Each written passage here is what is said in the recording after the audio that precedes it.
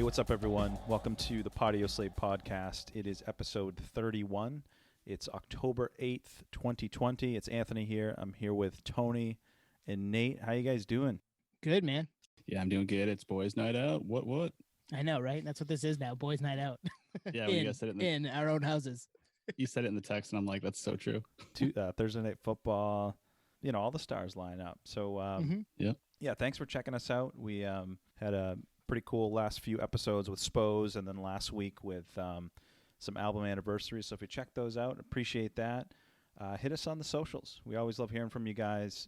We're at Audioslave on Instagram and Twitter. And on the email, we are at audioslavepodcast@gmail.com. We have weekly playlists up on pretty much all the DSPs. And we have a very growing catalog on YouTube.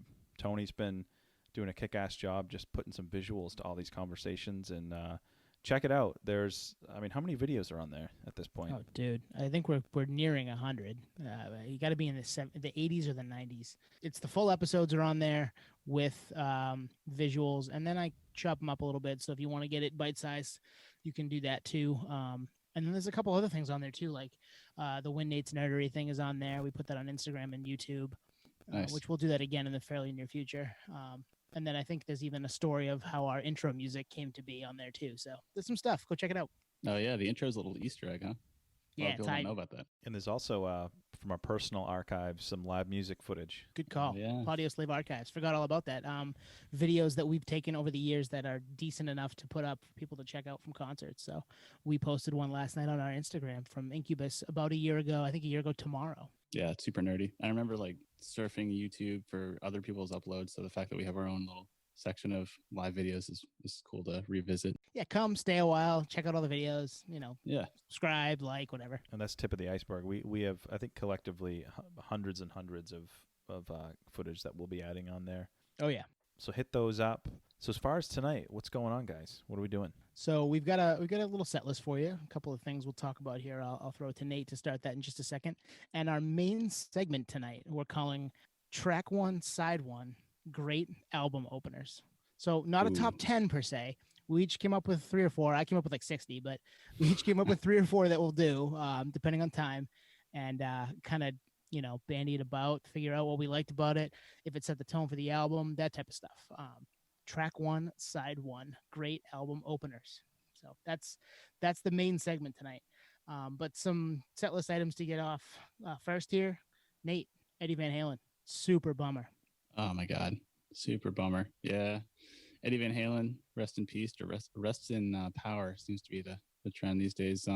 He was a legend, and he passed away this week at 65 years old from throat cancer, which is very unfortunate. He had been battling throat cancer pretty substantially for the last 5 years.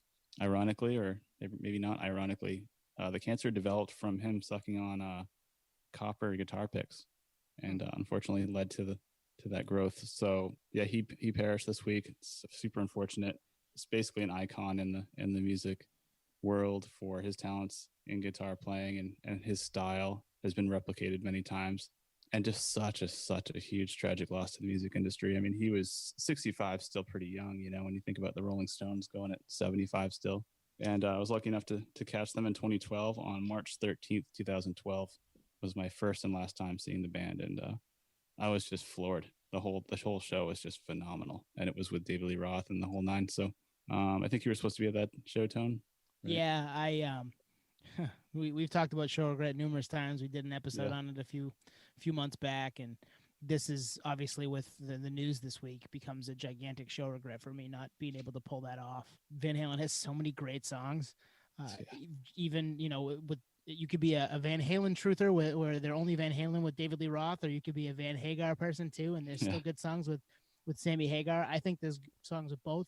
If I had grown up with it, I probably would be a little more on the Roth camp, but yeah, man. I mean, he was so good on guitar. And listening back to some stuff this week, I'm just like, you're right, floored. Floored is the word. Mm-hmm. Kind of, it sounds now like he was underrated if you think about it, with the way that the outpouring of support and for his music and the way things were for Van Halen. But yeah, he probably was underrated as a guitarist. Just freaking badass virtuoso. Yeah, I mean, for me, where my head goes is like, sadly, that's the end. You know what I mean? And I mean, it's obvious. I mean, that's what happens when that happens. But there'll be no more, tours with him. And again, this is from a selfish fan, and I don't mean to come across that way, but you just never experience it, and it makes you wish you did, right? But the good thing is you still have the back catalog, and like you said, Nate, everyone's come out and just been crazy about him and what they meant, what he meant to them, and whatnot. So just overall really sad. And then certainly the age, when you think about that, it's just like he still had a lot of runway. It's just tragic, and it's so telling with the support though, what he meant to a lot of people. Yeah. And when you said the end, it just immediately thought of like Neil Peart of Rush when he passed away. It was like he's quintessential to the industry when it comes to drumming, and that's what Eddie Van Halen was to the rock music, where in regards to guitar playing, it's just he's one of a kind, and it's like a Mozart passing away or something. It's like, oh man, he created this whole sound that no one even knew existed. It's like he was able to channel it first in a lot of ways, at least bring it to a different level. So yeah, super tragic, and it just can't. It's one of those guys that, like, I don't know if they'll ever come around again, because he kind of defined the sound. Yeah, not replaceable. Sounded like Van Halen, right? Anytime you heard an opening guitar riff from any of their big songs, or even some of their not as well-known songs, you were like, that's Van Halen. How could you not know? Because Eddie just sounded like Eddie.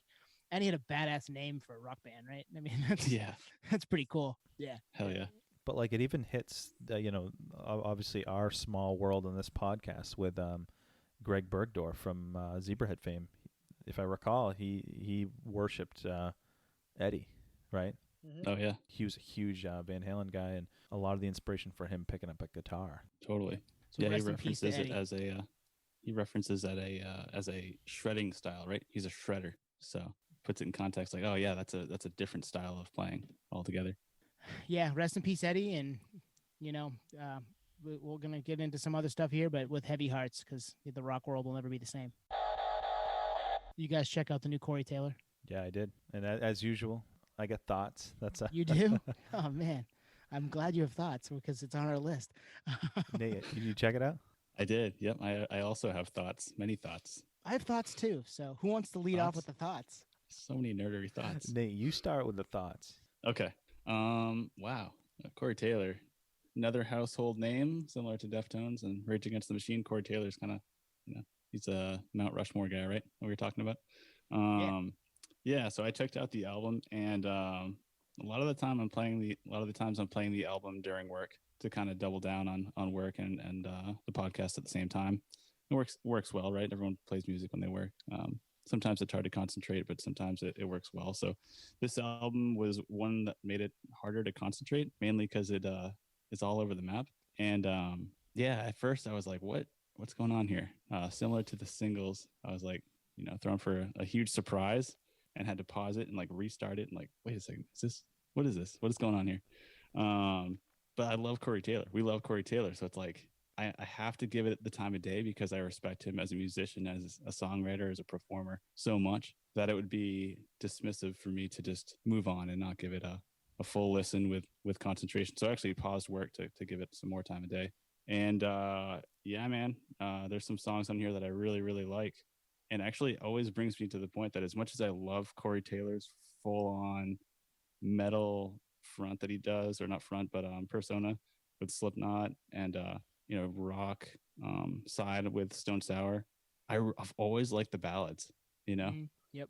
Like Bother and ZZYX Road and stuff. So Home, as soon as Home played, I'm like, oh yeah, he got me again. This album rules, because it's just everything. So yeah, I liked it a lot. I got to give it more time, but I like everything this guy does. So what about you guys? So I agree. I love the Slipknot Corey Taylor. I really like and love the Stone Sour Corey Taylor. This is kind of a Corey Taylor does 80s night for me, right?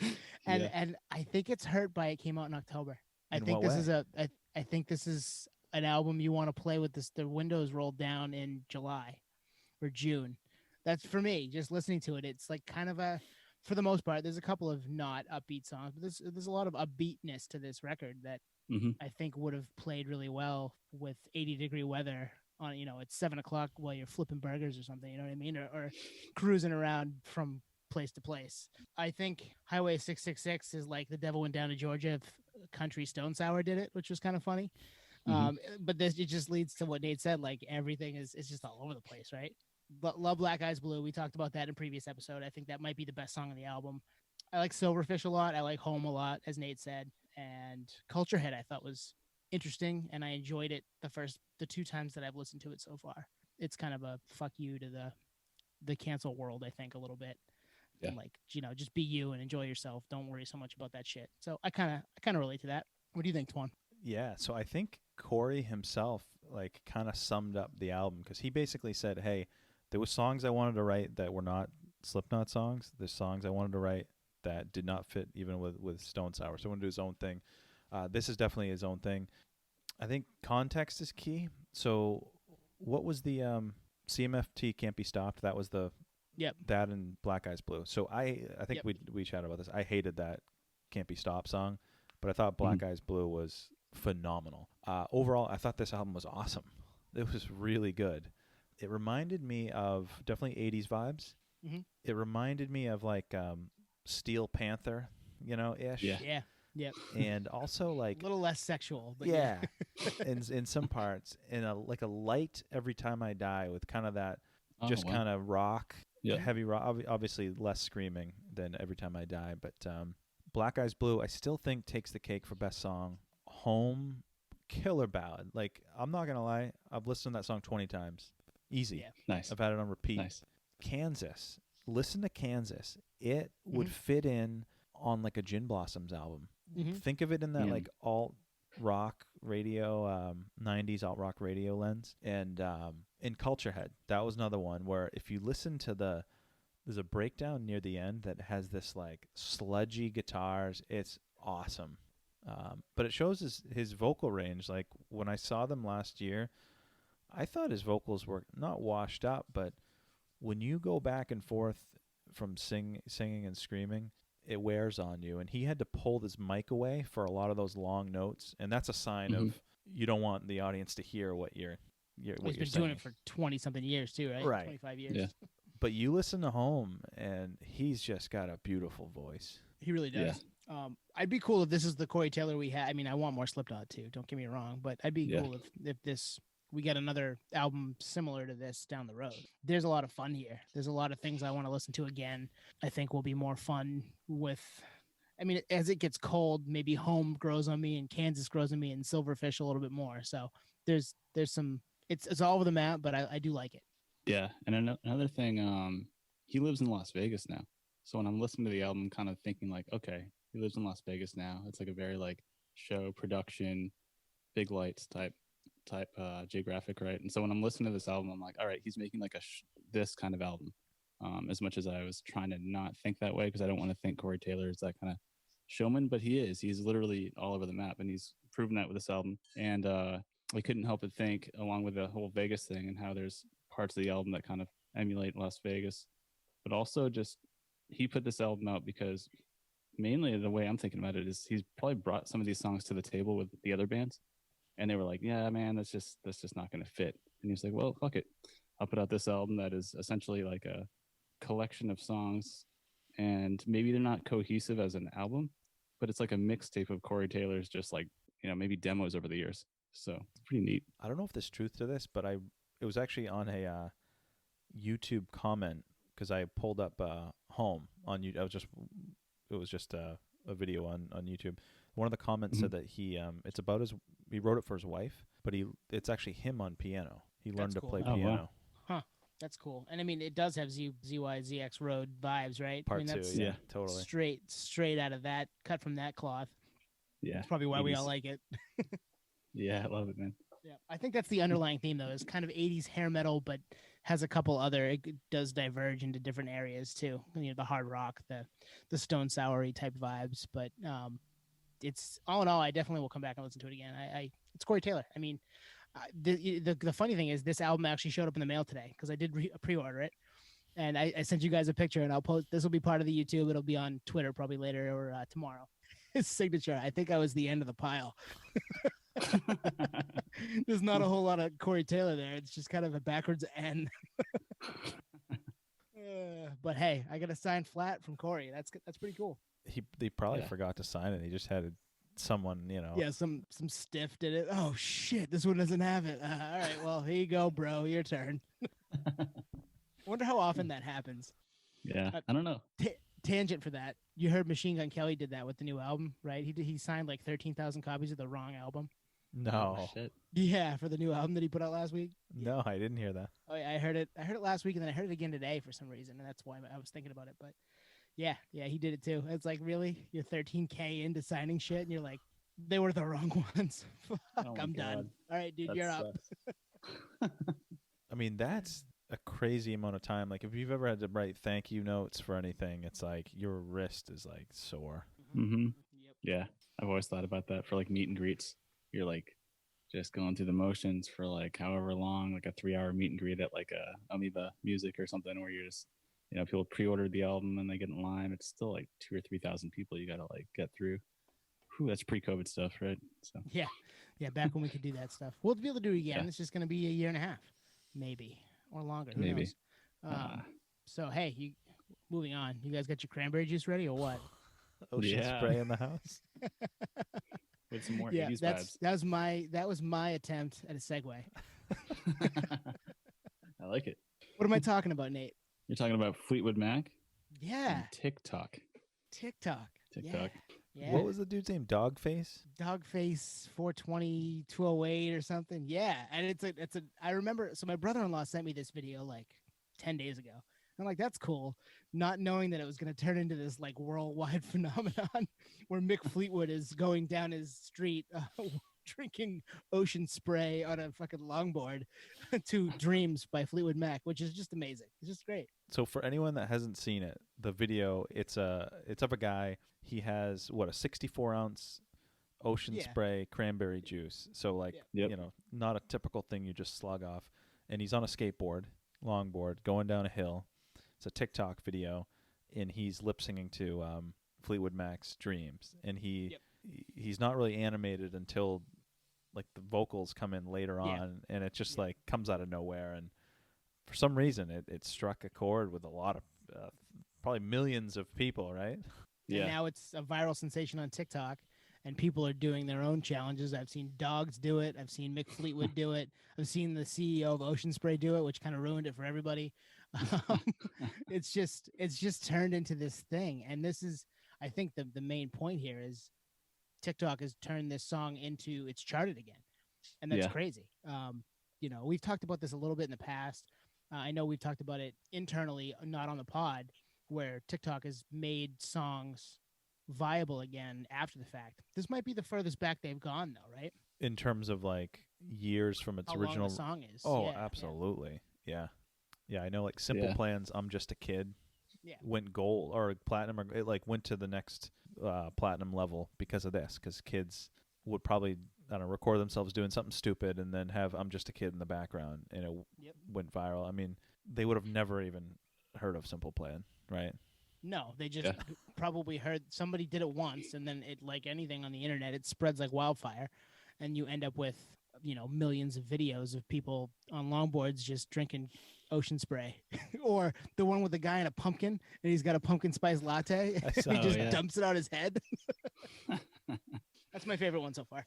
And the ocean spray things is the funniest part, because it was like it wasn't a real plug at first, right? That's why the video so popular. It's just this guy. Just some guy drinking cranberry juice. Yeah, maybe that's his thing or whatever, and he's just drinking it. You know what I really liked, which is kind of off topic, but when he turns his head in his tattoo with the feathers in the back, it's like, it's a sick one too. Yep. And then it goes back to his face, and he's like, this guy's the man. Immediately, that's what everyone's thinking when he sees him saying, like, this guy's good energy. This guy's cool. I want to be this guy's buddy. So it just lends the question, how many older artists are out there thinking, how can we get a TikTok hit to just like jump that song from gold to platinum, or from platinum to double? Or are there teams of people doing that? There's got to be, right? Well, I think we even talked about this on I don't know if it was on air or off air, but like nowadays it's now all about, well, in rap in general, but now with a TikTok audience, it's all about repeating something that's edgy, or like, you know what I mean? Like you could have a hook that's like make money, dollars flying everywhere or something, and that it's like that stupid sentence. And someone, Right. you know, people make videos of that. Oh, that's definitely a thing. Well, songs are written that way too, probably, right? That's what I mean. To Tailoring. become the viral hit. Yeah. Man, industry plant stuff. The other two storylines were Ocean Spray bought him a truck, because I guess the storyline was, yeah, he had a truck that had like 300,000 miles on it. So Ocean Spray bought him a truck, and he's opportunistic, which he should be. I mean, he's got his 15 minutes of fame. He is selling merch, and he's made $30,000 worth of merch. I read. Wow. Wow. What? So that Fleetwood Mac, Stevie Nicks, and Mick Fleetwood should toss him some cash too. I mean, you're charting again. You guys are in the conversation about music again, which not that they ever weren't, but they weren't to this level recently. Yeah. There should be some kind of aftermath incentive. Like, hey, man, I just helped you guys out. But for him, on top of that merch, Twan, I looked him up on Instagram. I don't know what he was before this video, but he's at 1.6 million followers now. Yeah. So now he's got a presence. Yeah. So talk about that like product placement with Ocean Spray. So we just need to come up with a viral video. Pretty much. Yeah. We could do that, right? We could do that. We could come up with something like that. Nate surfing.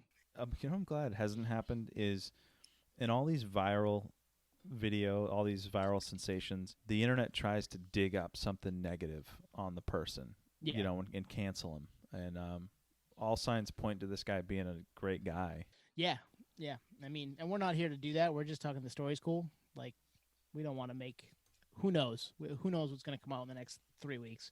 But it's a cool story, and it led us to thinking about how TikTok influences our charts like crazy right now. Like, is that the new radio? Is that the new Spotify playlist? Is what the kids are using on TikTok? That's what makes songs big.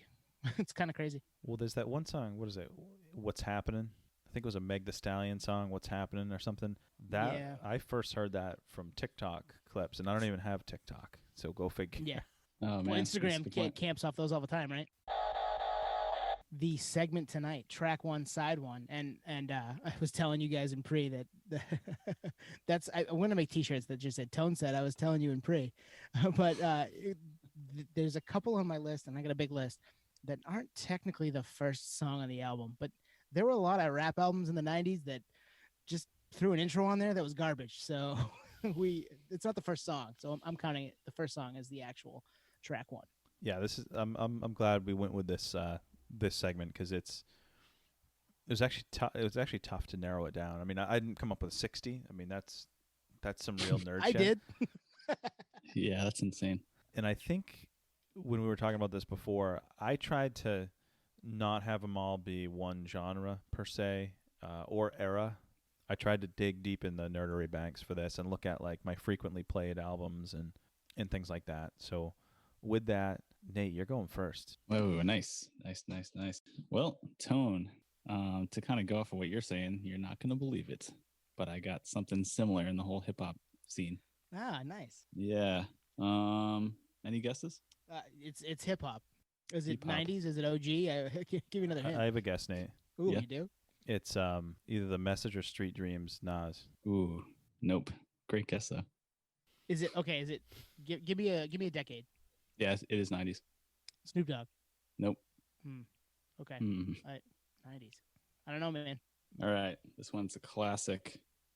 Puff Daddy, No Way Out. Oh, Victory. Yeah, dude.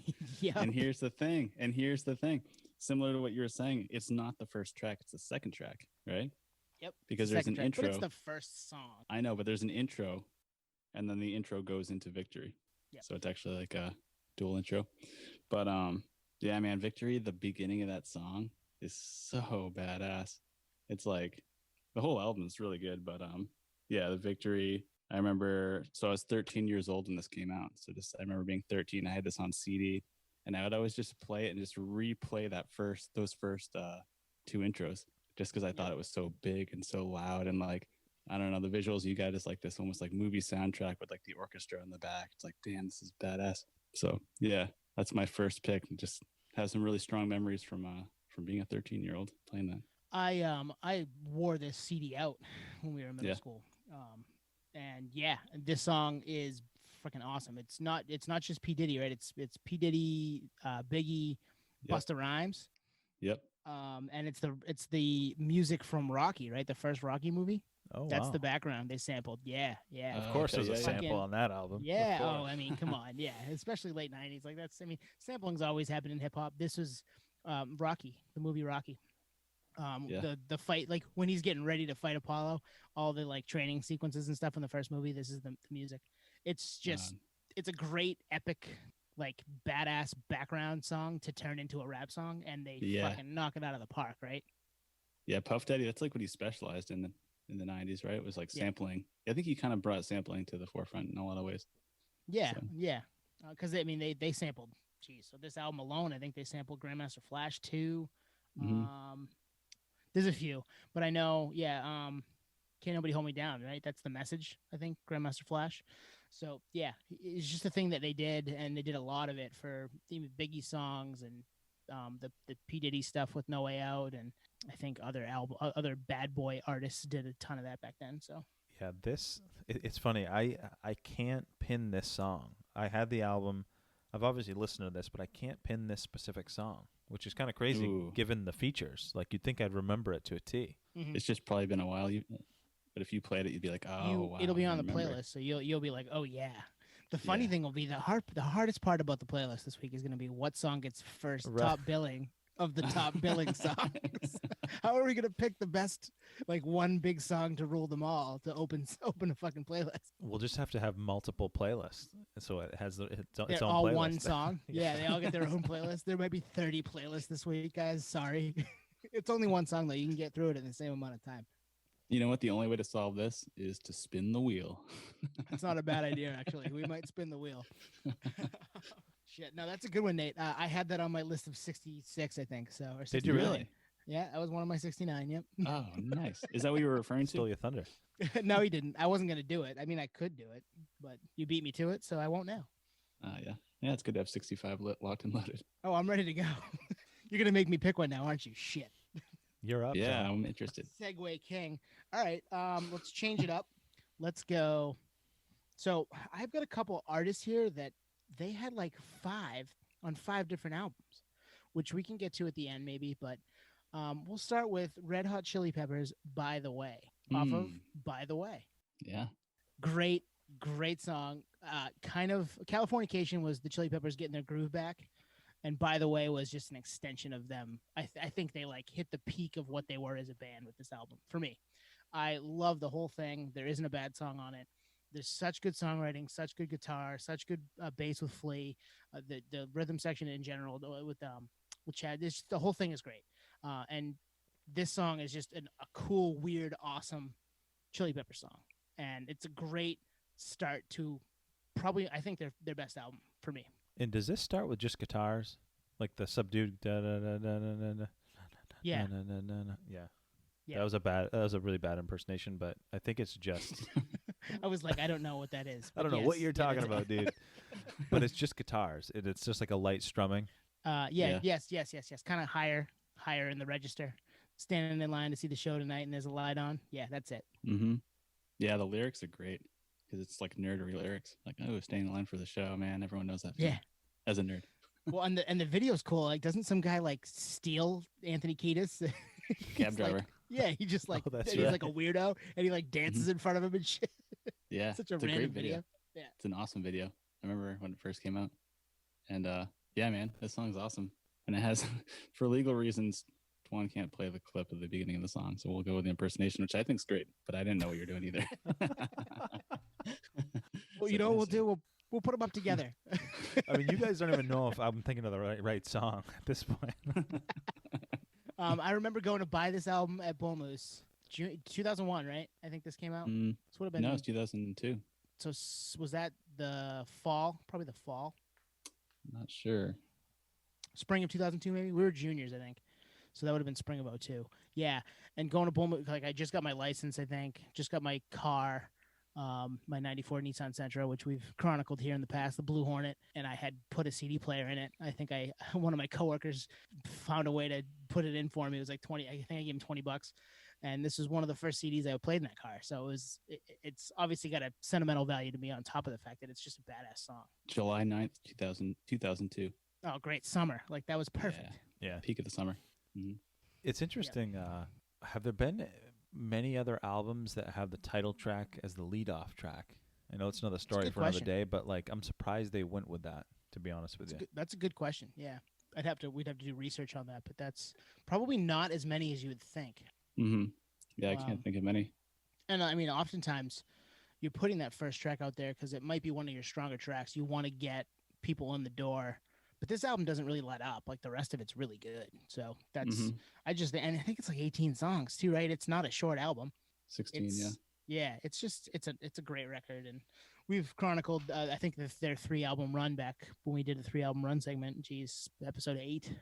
So go back and peep that. But this album was part of that, I think, for Nate. So we love this band. And this album, I think, for me, I think it's their best album.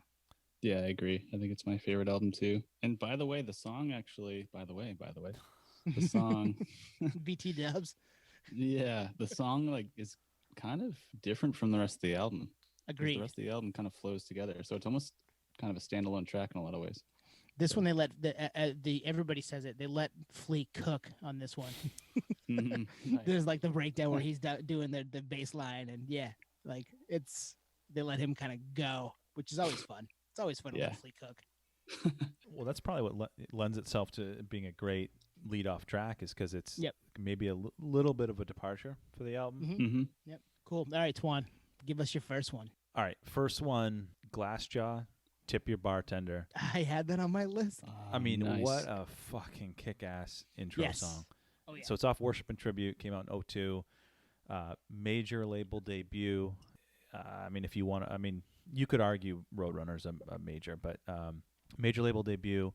We've talked about this before, how, there's maybe certain songs or albums that are better in headphones.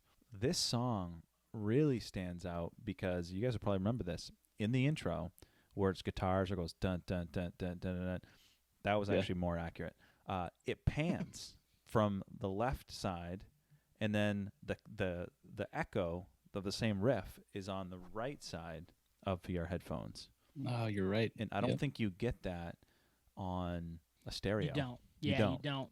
Yeah, or in a car. Or you're right. And that's cool. Like, I love when that happens because there is some thought that's gone into that production, right? Totally. Mm-hmm. And now you're like, oh, I'm in for something here. They thought about this. They want this to be this way. That's cool. Yeah, super cool track. That it's probably the top 2 or 3 like heaviest songs on the album, but the chorus is massive. It's the Not Throwing Stones at You Anymore, just total sing along. Like, I remember I've seen them a few times, but the most impressive was like 2006. They headlined the Palladium in Worcester, and it was just a giant sing-along, and like the choruses, you could barely even hear Daryl. Oh man, but just a killer opening song that, like you said, Tone, at the beginning, it sets the tone for the album. Totally. You're like, all right, I'm in. I don't know even what I just heard, but I'm in. Yeah, it definitely captures you with that production value too. You're like, you kind of pay attention a little bit deeper. You're like, oh, wait a second. In headphones, like you said, it kind of grabs your attention because it's not just straight through. But man, I remember you telling me about that Glassjaw show at the Worcester Palladium too. You said it was like a full-on sing-along, and I went, man, it's show regret for me, man. I've seen them a bunch too, but yeah, I didn't think of this album, but now that you mention it, it is a killer opening track, and killer album. Yeah, the album's great. Yeah. What was the single? Was it Cosmopolitan Blood Loss, or was it Ape Dose Smell? I can't remember. Ape Dose Smell was those second, two. Yeah, in that order, I think. Yeah, I remember that Cosmopolitan Blood Loss getting radio play. Yeah, CYY. On it CYY made CYY. Yep. Nice. And I was like, who are these guys? Because nobody sounded like them. No. Daryl's vocals are just different and in a great way. Like, nobody sounds like him. So, and even into when he did Head Automatica, that was a cool, fun departure. It was similar sounding, but completely different musically. So that was cool. Mm-hmm. But yeah, this album rips, and that song definitely like gets you going, gets you ready to listen to what you're going to hear on the rest of the album, which is cool. There's a live video that was actually kind of making the rounds on Twitter as recent as last week. It's of Glassjaw performing this song live, and it's either a festival, it's either Ozfest or Warped Tour, and Daryl is a spaz. I mean, if you see videos of them in 2020 or like last year, he's just kind of a statue on stage. But I'll send you. We'll repost it on Twitter. I mean, seeing them pre this era, anytime before a Worship and Tribute must have been crazy. And I'm trying to think if I did. I think the first time I saw him was 2003, so it was touring off this. Yeah, no, and the music, this album, the one before it, there's some energy there, so I could totally see that being translating to a live show of kind of pandemonium and chaos in a good way, in a very good way. Good point. It's like controlled chaos. Yeah, we love that shit. We love that shit. Although there's not much control when you see this fucking clip. Oh yeah, I gotta see it now. Damn. But I mean, it's part of that's awesome. Like, yeah, it's amazing. It's an outlet for him to get that energy out. Like, fuck, man, we've done that. We did that at shows. We've been in pits. We've been, you know what I mean? Like, I'm not the guy swinging fists for no reason, but you know, we've all been in there and let some energy out. You know what the irony is? He was straight edge back then. Was he? Yeah. Oh yeah. Got to find a way to let go, man. No kidding. when I'm having a beer or two, that's how I do it. Some people have going nuts on stage. Jeez. Good call. That's a good album opener right there for sure. It's an fits awesome us. one. Yeah, that might take the cake. Well, we'll see. That could be number one. Jeez, if the Nate, wheel, we're only if the 3 wheel in. is I know. If the wheel is and I got 60 more, bro. If the wheel isn't a cold bitch, that could be number one. Nate, round 2. Yeah, you got one, Nate? Round 2. All right. Be prepared. Right, I'm just gonna say I had it because I have 70 of them sitting. You probably do have. You might have this one. Any guesses? It's going to be 90s again. Just so you know. 90s. Okay. All right. So they're OGs. Yep. 90s OG. I guess I always do 90s. I can't wait for T-shirts that just say 90s OG on them because that's what we are, right? Yeah. In quotes. Do you want me to guess, Nate? Because I think I know it. Already? Yeah. It's People of the Sun. Ooh, nope. But that's great. That is on my list. No. I almost didn't say it because it probably is on your list. So the thing is, all 4 Rage albums, all 4 opening tracks are fucking awesome. We've hashed that out, right? Yeah, can we get Bomb Track out of the way because like that's the most blaring obvious one to this that I wasn't gonna touch because no, and I wrote Rage down. I looked at all 4 opening tracks and we talked about Microphone Fiend and Renegades last week, so we don't have to do that again. We've talked about Evil Empire a ton. We haven't talked about People of the Sun per se, and Testify, right? I mean, there isn't a bad song. There is not a bad song in those 4. Yeah, Rage might take the cake for all their albums that has just like classic opening tracks for sure. But it's not Rage. It's not Rage. Okay, right. It's not Rage, although tangent. Similar to 20, I think I kind of purposely shelved it because it's almost like an obvious one. Like, this is so obvious. It's so good. The house band obviously always gets the accolades. All right, no, this one is from the 90s. Yep, OG. Mm-hmm. Punk. Yep. Punk. All right. Punk. He had a little TikTok thing trend a few weeks ago too, maybe like a month ago. Simple Plan, huh? Really? Nope. No, not Simple Plan. I'm kidding. I don't think of deep smoker voice. It's time to relax. Yes. Is it Nitro? Yep. Fuck yeah, dude. Yes. I mean, Time to Relax could be the opening track. That's badass. That's what I was gonna say. So similar to the hip hop thing, this is basically another dual intro album where you got that little monologue at the beginning with the guy. It's time to relax. Get your favorite glass of wine, put your feet up, and then boom, when it goes into Nitro, and it's just like that polar, like opposite from like this almost like satire comedy intro. Almost like a Adam Sandler album or something, you know? Yeah, right. Right into Night. Yeah. Okay. And then right into Nitro, which Smash. is off of Smash, which is such an amazing album opener. So it is a super energetic, awesome drum to start. Just like, all right, we're going, guys. This is gonna be fast and loud the entire way through. Just buckle up, and it's perfect. You're right. It's perfect. I love it. Yeah. Here's a question for you guys. How many of these, without giving away any of them that you have planned, how many of these songs are the best song on the album? I think for me, it's a lot of them. Like if I'm looking at my list, they're up there. I mean, it's close if they're not the best. I would say of the ones we've done so far, I think No Way Out, Victory is the best song on that album. Yeah. I don't think By the Way is the best song on By the Way. No. I'm not sure Tip Your Butt is the best song on. Not. Yeah. Yeah, I'm not there. And I'm not sure Nitro is the best song on. So right. No. Yeah. So far, one Myth for busted. 4. Yeah. But there's going to be ones that is the case. It made me think too, because Nitro is such a killer song. I'm like, is it the best song on the album? And I started thinking about it, like, no, but it is self-esteem. Yeah, it's self-esteem. It's just a great Offspring song. And Come On and Play is great too, but those two together, it's self-esteem for me. So for someone that can't think of this song, like, why do you think it's a great album opener? Well, if it's going from the intro with like the parody, the guy talking and whatever, I think it's just classic. You know, you just listen to it, you're like, what is, you're confused. You're like, wait, what is this? What the hell is this shit? Mm-hmm. So like, I was 10 years old when I first heard this. So I'm like, wait, right? I'm a little kid. All of a sudden this is, it's time to relax. It's like, the hell is this? It's a good impression. All right. Thanks. And then it goes into Nitro and you're like, oh, okay. So it's this, it's not that, it's this, it's a punk band or something. Yeah. You're like learning what punk music is, but you're like thrown off from this whole like satire intro. Like an Adam Sandler skit or something. Yeah. Like Jerky Boys or something, or Adam Sandler. Yeah. It's like, what the hell is this shit? So you're immediately just like thoroughly confused. So I think I like that. Mainly it just, transports me back to the time when I first heard it. And I was just like, didn't know what the hell was going on. But like we talk about in our formative years of music appreciation, like I didn't know what was going on anyway. So this just made it even more confusing. Yeah, you just throwing an album on because you're like, this sounded cool, this looks cool, the skeleton on the cover, X-Ray, I'm in. This is something I probably shouldn't be listening to at 9, 10, 11. I've told this story in the pod, but it was way back in episode 3. This is like the third album I ever bought or owned as a 10-year-old. So I spent a lot of time with this, and it spent a lot of time in the living room CD player, and my mom did not like that. So Dexter's voice, not really something my mom was super into. But yeah, or punk for that matter, Fast and Loud, as I said, and that's what it was. It was just kind of a great dichotomy of the time to relax guy into, actually, we're gonna get up and fucking go. Are you ready? Let's fucking do this. Yeah.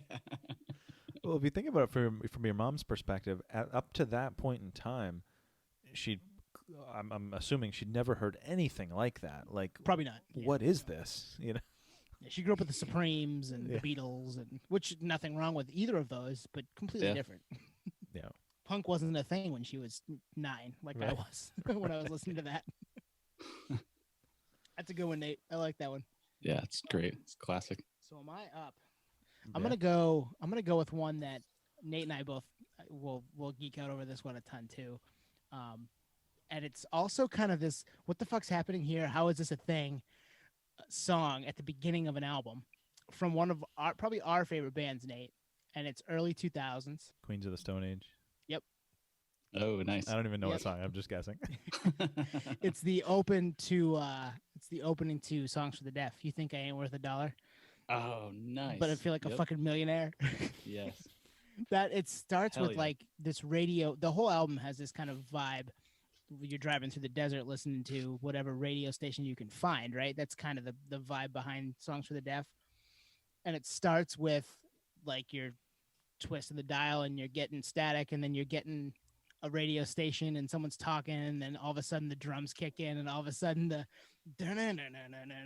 guitar riff kicks in, and you're like, okay, and then all the various screams, and you're like, yes. Yeah. That was the station I was looking for, and this is going to make my drive so much better. It's perfect. It's fucking perfect opener to an awesome album. There's nothing like it on the album. This is the only song like this. And again, it's probably not the best song on the album, but it's probably the one that I love the most, which is kind of weird to say. But yeah, this fucking song kicks ass. So that, without even being too familiar with it, that gets my vote for the first song on the playlist. Mm-hmm. Oh yeah. Is that a good one? I think I agree. I don't think we need the wheel. Nope. I agree. Good call, Twan, because it's the guy starting the car, right? Yeah. He's like humming to and himself. It's like you're getting a commercial and like somebody's singing about gas or something, gas station or something. You're like, okay. And then all of a sudden it's, I need a saga. What's the saga? It's Songs for the Deaf. You can't even hear it, man. And then boom, right into the drums. It's so good. Yep. And the guitar opener. Yeah. I love it. You know what I love doing? When was this, last year? We have a tasting room in Ocean Beach here in San Diego. So we had like a little company thing or whatever. And I brought a friend back to up here in North County, San Diego. And the person was like super hammered. And so I was like, oh, this is going to be fun. I'll bring him home, be a good DD. And play the album front to back on the ride home with the convertible Wrangler down or whatever. So I had the top down or whatever and started the car, kind of like starting the album. Mm-hmm. And he had no clue. You thought it was the radio? He's like, yeah, he doesn't know what's going on. So it's just like, it sounds like I'm fumbling through the radio or whatever. And all of a sudden, when it blasts, I could have sworn that I blew up my speakers because it just goes from like no volume to like fucking max. Yep. And just like floored it on the highway home. And I was like, this is epic. Yeah. It's a great, this is the song that needs to go at the beginning of the playlist. So yeah, it's awesome. Is the first instrument a drums on? Yeah. Okay, that fits my next one, which I'll save obviously, but nice. Yeah, I don't know this. I've heard the album, but I probably skipped this, to be honest with you. You would if you weren't sitting down to listen to this album from front to back, and didn't know this track kind of existed in the way it does. You would think, oh, it's an intro track next. And then you'd get into the album. And that happens with a lot of albums that throw an intro track at the beginning. And that was kind of par for the course in the 90s, unfortunately. That's one thing about the 90s I wish we could probably get rid of. But yeah, you're right. It's an easy one to skip. Being a Queen's friggin' fanboy and listening to everything, I've listened to it numerous times. But yeah, I could see how that would happen. Mm-hmm. Well, especially because the next song is No One Knows, which is complete departure from this song, right?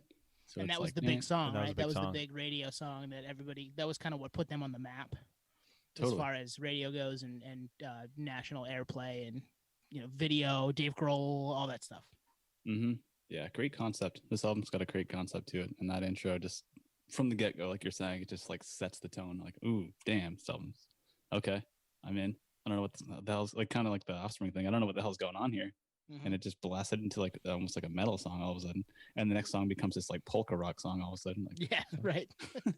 And then First It Giveth, I think, after, which is just kind of a straightforward rock song. I mean, this album's great. Maybe go back and listen to this album. But this song will be on the playlist and we'll kick your ass right at the beginning. Twan, when you listen in headphones and just make sure the volume's not too loud because it is going to blow your ears out once it jumps into it. Yeah. It sounds like this song, it only makes sense that it would be at the beginning. It would be so out of place. It would be even more out of place later in the album, right? Mm-hmm. Yeah. Yeah, this wouldn't make any sense in like the seventh song. Although the way the album is constructed, maybe, because there is a kind of we're checking a different station now, and now we get a different song type of vibe to it. So maybe, but this just fits at the beginning because of its energy. Yeah. It actually fits because it doesn't fit, right? Because it's like the loud song right at the beginning rather than it kind of gradually turning into something. Yep. I mean, it's just a spastic album altogether. So. I know. I love it, though. It's so good. I play it all the time when I'm in the desert. I was telling you guys earlier. I'm going to go to the desert, and I always play Queens. I mean, Queens, Caius. I'm down. I'm down for all that. Yeah. Desert rock, yeah. All right, Twan. What's your it's Twan, right? Are you next? I can't remember now. I'm so excited. No, it's Twan. What do you got? So this one, I know you guys know the band. You may know the album. I'm just not sure. And a little hint, I have a poster of this band on my wall. You guys can kind of see it, but it's Quicksand off their Slip album, Phaser. Phaser's the first song off that album. So Quicksand, for anyone that doesn't know, is Walter Schreifels from Rival Schools and Gorilla Biscuits, and then on vocals, and then Sergio Vega, who's currently in Deftones. He was the bassist with them. But this album, it's probably like a top 10 90s album for me, and it made a big splash with like college radio back then. And it was, I don't know if it would have been on MTV or not, but for this song, the reason I asked about the drums on that Queen song is this song starts with a drum fill, which is super unique. Mm-hmm. But you can see how that like could set the tone for a song. Absolutely. But it has a drum fill, then it has like guitars, and then the song's just relentless. It just doesn't stop, and it's it's not heavy, but it just doesn't let up. Mm-hmm. I actually think you guys might know, if you heard the song, you might know it. Yeah, I was playing them actually the other day. and it came on after something else. And I remember they're on that bill, that Deftones bill, right? Opening for Deftones in the State Theater. That what is it, like the telephone pole flyer or whatever? From the Nerdery Grab Bag episode that we did when you were home, the in-person episode. Exactly. And with Glassjaw, you mentioning earlier, didn't they do a joint tour like 2 years ago or something? They did, and that, spoiler alert, if we do a show regret, that'll be on it, because I remember being available like that night or that day. They played at the Paradise, which is like, if you've been there, it's like this long and narrow venue. Yep. The cap is maybe 800. Yeah, it's tiny. Yeah, it's tiny. Co-headline too, so you're getting full sets. Yeah, that would be a cool show to see in that type of venue too. Just the sound, and then obviously the energy there would have been cool. Packed like sardines, right? Yeah, it's in a good part of Boston too. Try to find a Commonwealth. Right? Yep. Yeah.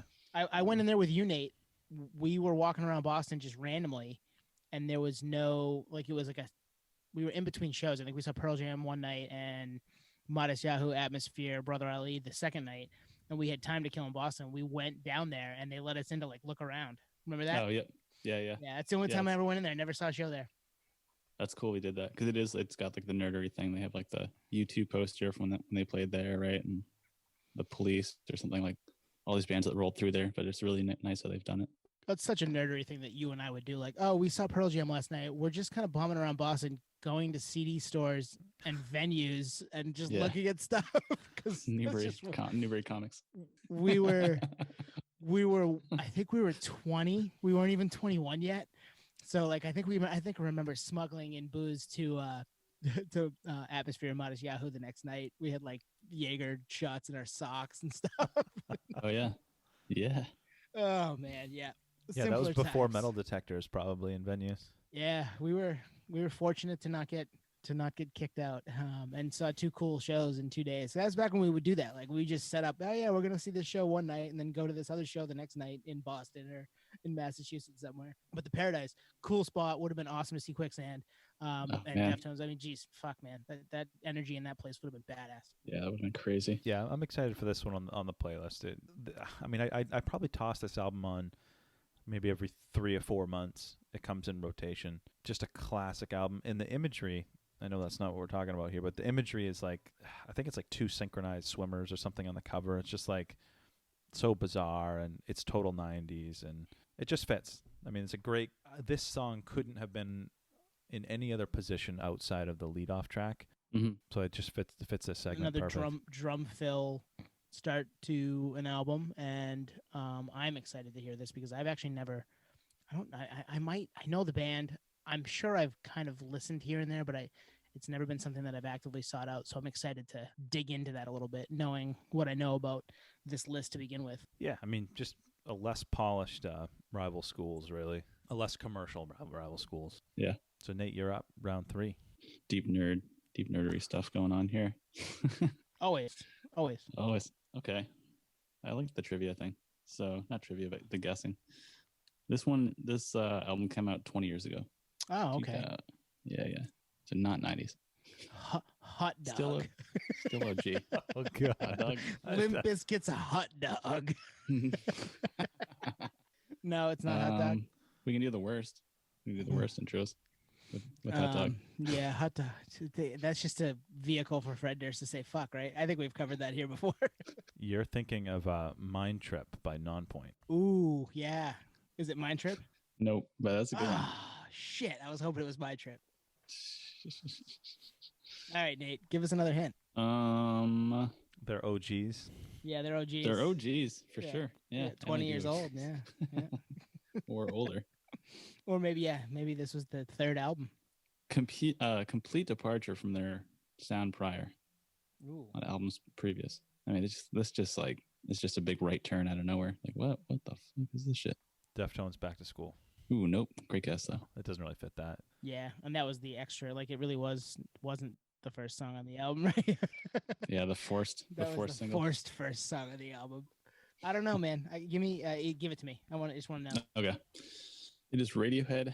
Oh, you motherfucker. Everything in its right place off of Kid A. Oh my god. Yep. So does Kid A stand for Kid Antebellum?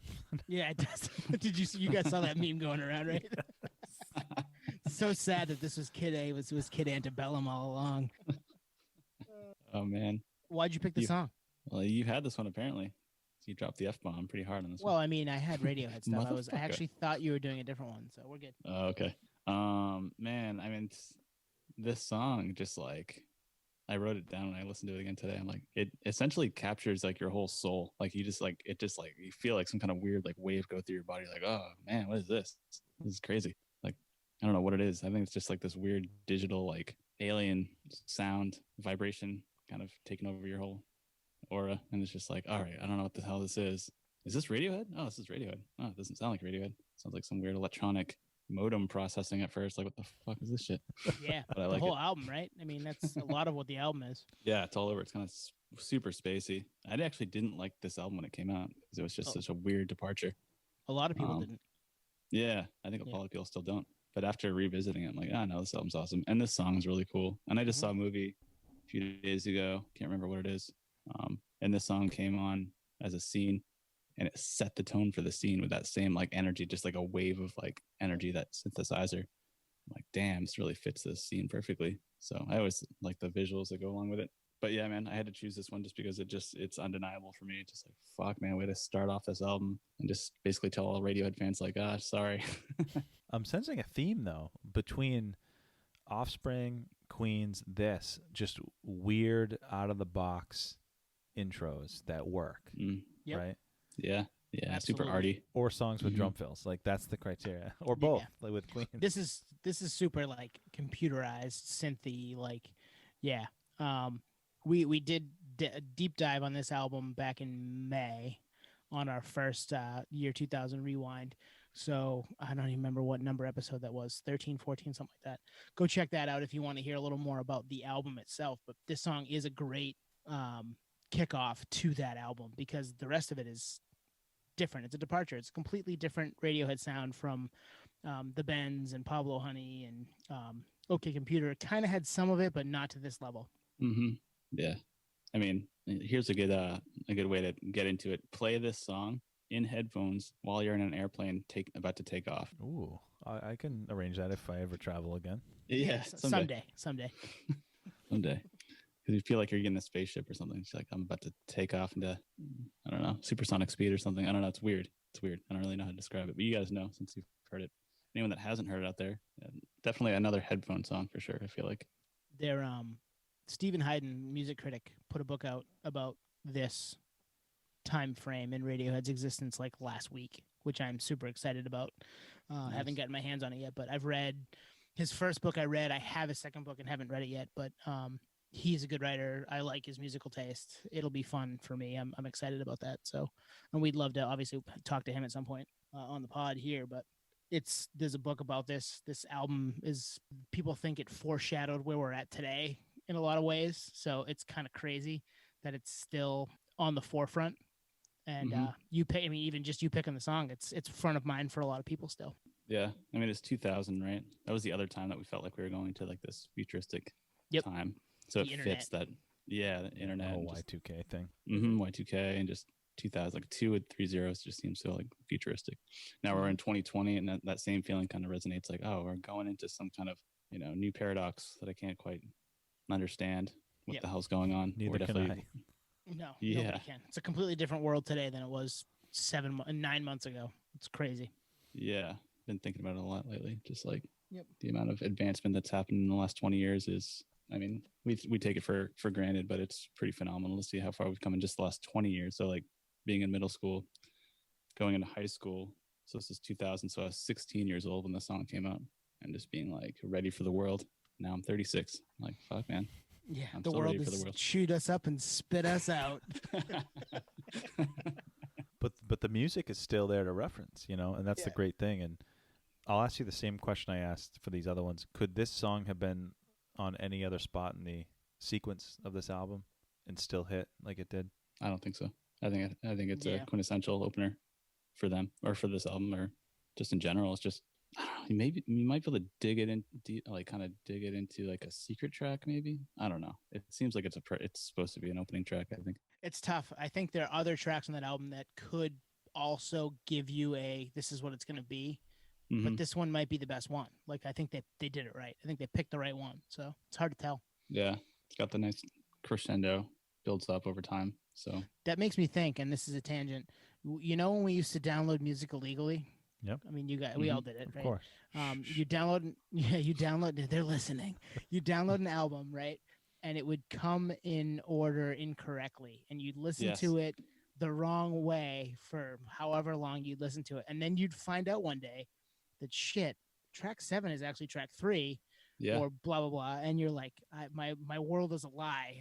What happened? How did this happen to me?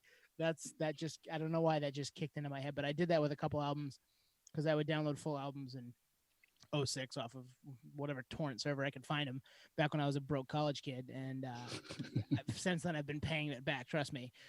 But all I do is spend money on the music industry. But yeah, it's a weird.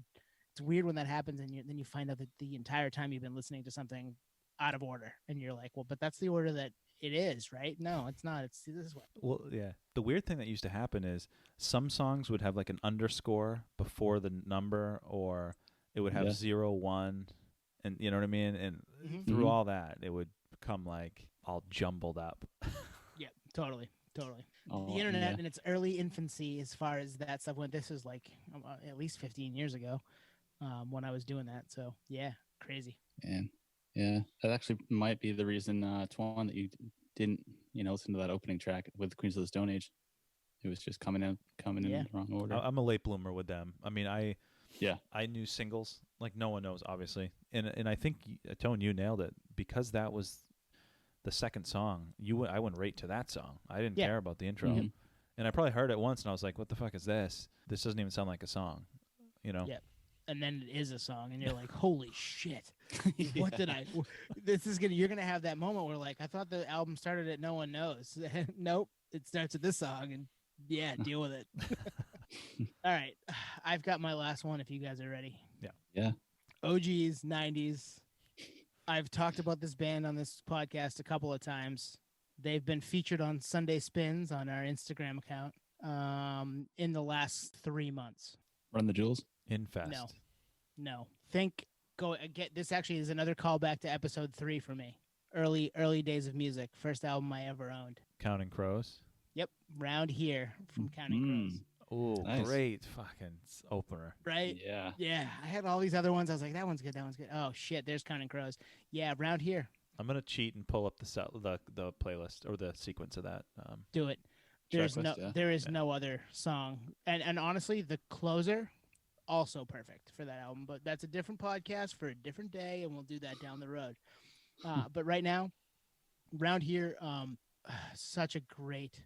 It's probably their best song, and they've got a lot of really, really, really good songs. And where it is it's the first song on their first album. It's just this epic of a song with this amazing guitar kind of picking at the beginning that just like is ethereal and puts you in the place of Adam when he's singing the lyrics to the song. It just fits. Everything fits so perfectly. Round Here, Counting Crows. What do you guys think?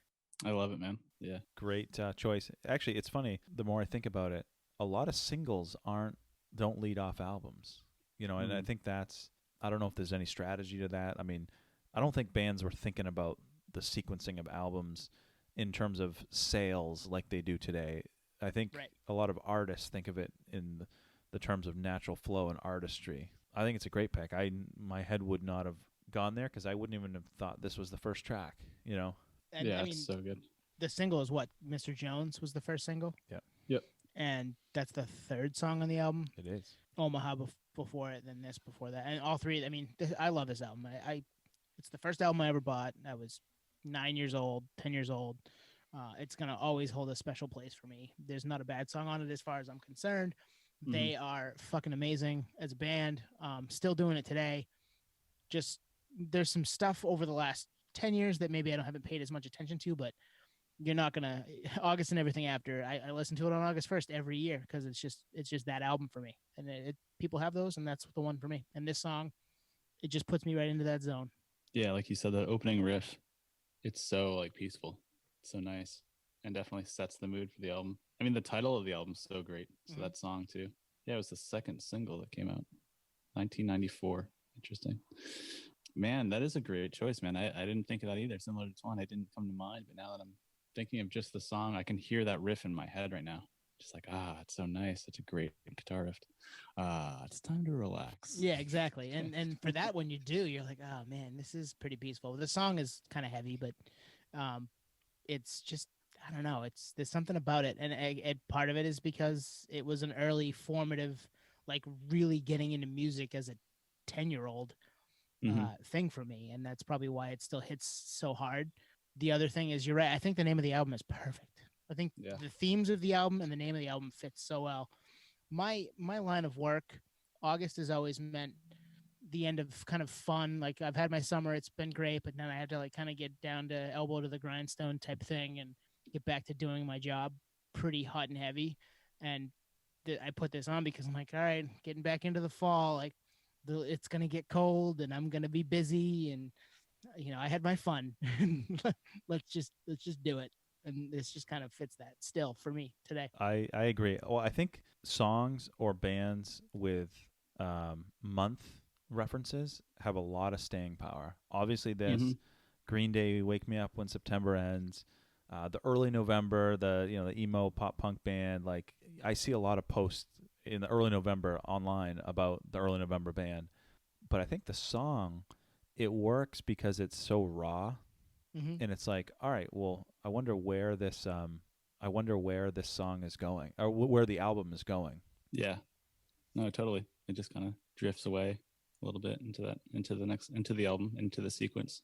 It's just an all-time record for me, and always will be. Glad that this will be a fun one to put on. And as much as I want that Queen song to be first, I kind of like this one too. Throw it on. Ooh, yeah. We might have to do the wheel after all. Who knows? All right, Twan, what's your last one? I was just gonna say, the Radiohead song sounds like it would also double as a bookend on the end. It could be the outro. Ooh, yeah. Yep. All right, so my last one, I think we've all seen this band, and I don't know if you guys know that you've seen the band.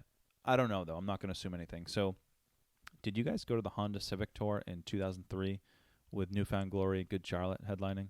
I had tickets and did not go. My sister, I gave them to my sister. I didn't go. I wanted to go. That's a show regret for me. You didn't go. So there were it was a co-headline tour, Honda Civic, Good Charlotte, New Found Glory. There were two openers. One was Less Than Jake, but the opener was Hot Rod Circuit. Do you guys remember them at all? I remember the name. The name? Same, yeah. So they have a song called The Pharmacist, which is their biggest song. It's off the Sorry About Tomorrow album, off Vagrant Records. And perfect intro song to an album. It also doubles as the best song on the album. But for me, it's a song that just leads with the vocals way out in front. And you can actually barely hear the guitars. And it's kind of almost like a sing-songy type of thing. And you have no idea where the song's going. You have no idea even what style of music it is, for the most part. And then it kicks in. But it's just it's a song that couldn't be in any other position but the first track of the song. And when we said we were going to do this segment, this was the single first song that came to my mind. Huh, interesting. So I started listening to it. Another album I probably revisit once a year, but it's in that pop punk kind of vein. Not as poppy as, maybe Good Charlotte or New Found Glory in that era. But you guys, it's kind of like Piebald-ish, kind of in that vein. But the first two to three songs on this album are badass. But that first song, perfect intro. When you said the vocals are out front, way out front. See, that's kind of that era, right? Yeah. There's a lot of that in that genre in that era, and then like maybe they take a back seat as the guitars and stuff kick in, but the vocalist is very well heard. In the 2000 to 2004, Taking Back Sunday just came to mind. Yeah. Dude, yeah, right. Like it's just so there. Funny. It's so funny you said that because I pulled up Taking Back Sunday, and You Know How I Do. Dude, I know. I almost I almost threw that one out there tonight. Did you really? Yeah. Yeah. No, that album, I fucking love that album. That's crazy. Tell your friends. Yeah. A lot of telepathy on this podcast. Yeah, no, we all like a lot of similar stuff, and we all diverge, which is why it's fun. Like, I don't know Hot Rod Circuit. I've heard the name, but yeah, that you are describing bands of that ilk that I like from that era. So I don't see why this isn't going to be another one of those situations. Yeah, if you go to like fans also like, you got Saves the Day, you got Get Up Kids. They're kind of in that vein. Nice. But this song, unfortunately, like they didn't get. They had been a band for several years before this. This was their big breakthrough. Actually, touring for this tour was probably their highlight. But this song is a classic, in genre classic, and a perfect opener. And you said the best song on the album too? Yeah. Yep. No, that's awesome. Followed by the second track. So it's like, I'll be honest with you, I love this album. I don't even know the second half of the album. It's one of those. You guys have those? Oh yeah. Stop. That's a whole freaking segment. That is albums that you don't get past song 5. Gold until Well, I mean, there's a lot of albums that come out today. I think you alluded to it in a previous, just earlier tonight, where the singles are up front, the bangers are up front on purpose, so that people will turn the album on, get the stream, and move on. Listen to the 4 songs they like and move on, and not worry about the last 5 songs that suck or aren't as good. That was that's definitely a thing today. Oh yeah, it still happened back then, but not on purpose. Right? Yeah, it wouldn't. Yeah, I mean, the band's probably like, we get your money because you bought the CD. We're good. Right. And now it's like, we need you to come back. Yeah. Oh man, that was so funny. Yeah, that was good. Shit, I've got another 50 something sitting here, so we could do this again for sure. Nice, save it. This will be repeatable for sure. Yeah, I love that we're into mid-October, starting in March, and we've only repeated one segment, and we did it differently, and only because of the calendar, not because we didn't have other things to do. We've got shit to talk about, guys. Like, you're gonna find something new here a lot. We got some stuff in the works too, maybe. So stay tuned on that front. Shit, yeah, I'm excited. I think we're the end of 2020 for the Potty Slay podcast looks pretty good. Yeah, great year lined up, and I'm interested with regards to this subject. Like, anyone listening, like what everyone else's take is. Like, any albums that we might have missed, they're probably on your list, Tone. Good call. The list is huge. I mean, I just found. I mean, we could have done a whole segment on bands who their opening track was fire no matter what. The rest of the album might not even have been that good, but they had opening tracks of 6 albums, and they all were good. We totally could have done that, and that was probably a little more in the old school way, the long play, put the vinyl on the platter, kind of like we were talking how we named the episode. Yeah, that was probably why, but I think they wanted you to start at the beginning, and here's the best song or the second best song, and the best song is right after it. That is some real nerd shit. Yeah. Yep. Right, where you didn't necessarily have a choice unless you wanted to, find the right groove and all that stuff. That's how you fuck those albums up. And going back to episode 7 with Mark, he found all those records in different places. Like they're meant to be beat up, and to find things in pristine shape was always that spiritual nerdery, that spiritual buzz he talked about. So yeah, I think this whole playlist will be a spiritual buzz. I'm excited. I don't care how cold. It's supposed to be 75 in Maine this weekend, so I probably will have the windows down rocking this thing. Nice. Yeah, because for the most part, these are like set the tone for the album type of songs that, maybe with the exception of that Radiohead song, or probably, in around here, are more upbeat. Yep. So this will be a good one. Definitely. So hit us on the socials, Potty Slay Podcast at Instagram and Twitter. We're at Potty Slave, right? And then Potty Slay Podcast at gmail.com for the email. And then check the YouTube, check the playlist is coming. This is going to be a fun one to listen to. And then stay tuned. We've got some stuff in the works. Hopefully a guest next week if things pan out. Not going to jinx anything right now, but stay tuned. We got some fun stuff lined up for you. Yeah, this is a fun one, guys. We appreciate everyone tuning in. Thanks a lot. Peace, podheads. Cheers all. Peace.